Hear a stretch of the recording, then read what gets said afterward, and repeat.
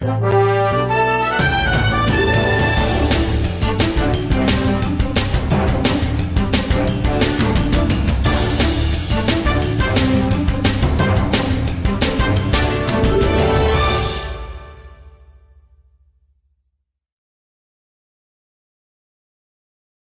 दोस्तों, स्वागत है आपका। दोस्तों, भारत के जितने भी पड़ोसी देश हैं ना, उनमें बांग्लादेश की राजनीति सबसे ज्यादा इंटरेस्टिंग है। क्यों? क्योंकि बांग्लादेश एक मुस्लिम मेजोरिटी कंट्री है, लेकिन फिर भी इस देश की जो राजनीति है वो दो महिलाएं चलाती हैं।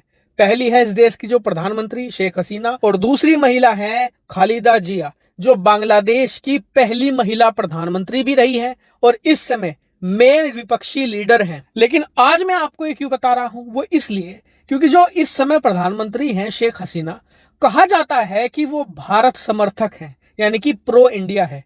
वहीं जो विपक्षी लीडर हैं खालिदा जिया, कहा जाता है कि उनका झुकाव पाकिस्तान और चीन की तरफ ज्यादा है। अब हुआ क्या है कि पिछले 3-4 महीनों से बांग्लादेश की जो विपक्षी पार्टियां हैं वो लगातार प्रदर्शन कर रही थी। क्यों? क्योंकि बांग्लादेश की आर्थिक हालात लगातार खराब होते जा रहे हैं और इसमें सबसे बड़ा मुद्दा है बिजली का। बांग्लादेश के बड़े बड़े शहरों में पावर आउटेज हो रहे हैं, पावर कट हो रहे हैं क्योंकि बिजली बहुत ही कम है। लेकिन पिछले 1-1.5 महीने में एक खास बात देखी गई है कि बांग्लादेश की विपक्षी पार्टियों के साथ आम जनता भी जुड़ती जा रही है और इससे शेख हसीना की पोजीशन कमजोर हो रही थी।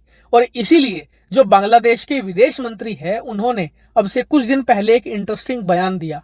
उन्होंने कहा कि भारत अपनी सारी ताकत लगा दे और जो हो सकता है वो करे, लेकिन ये बात सुनिश्चित करे कि शेख हसीना प्रधानमंत्री बनी रहे, इनकी सत्ता कायम रहे। ये भारत के लिए एक बड़ा इशारा था कि या तो हमें सत्ता में बनाए रखो, वरना एक ऐसी सरकार बांग्लादेश में आएगी जो आपके खिलाफ काम करेगी और आपके जो दो सबसे बड़े दुश्मन हैं चीन पाकिस्तान, उनका साथ देगी आपके खिलाफ, और ये आपके लिए बड़ी परेशानी होगी। इसीलिए बेहतर यही है कि इस समय आप हमारा साथ दो। अब इस बयान के 15-20 दिन बाद खबर आई कि शेख हसीना जो इस समय प्रधानमंत्री है बांग्लादेश की, वो भारत का दौरा करेंगी। और ये दौरा स्पेशल क्यों है? क्योंकि ये दौरा 1-2 दिन का नहीं, 4 दिन लंबा होने जा रहा था और इसीलिए इस दौरे की चर्चा बहुत ज्यादा थी। क्योंकि जो विदेशी लीडर आते हैं, अमूमन उनका दौरा 1 दिन का 2 दिन का होता है मैक्सिमम। ये बहुत ही रेयर देखने को मिलता है कि एक विदेशी लीडर एक देश में 4 दिन रुके। इसीलिए इसकी चर्चा खूब ज्यादा थी और अब पता चल चुका है कि इसका मेन कारण क्या था।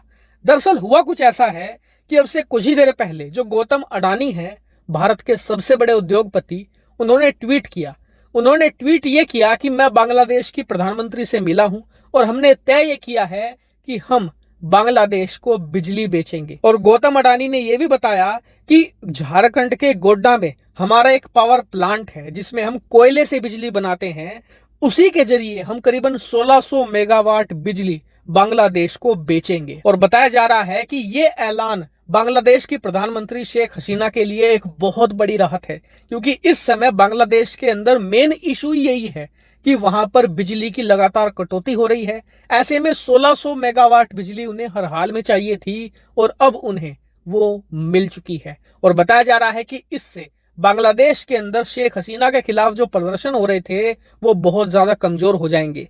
हालांकि अभी ये दौरा शुरू ही हुआ है, यहाँ पर और भी डील होंगी बांग्लादेश के साथ भारत की।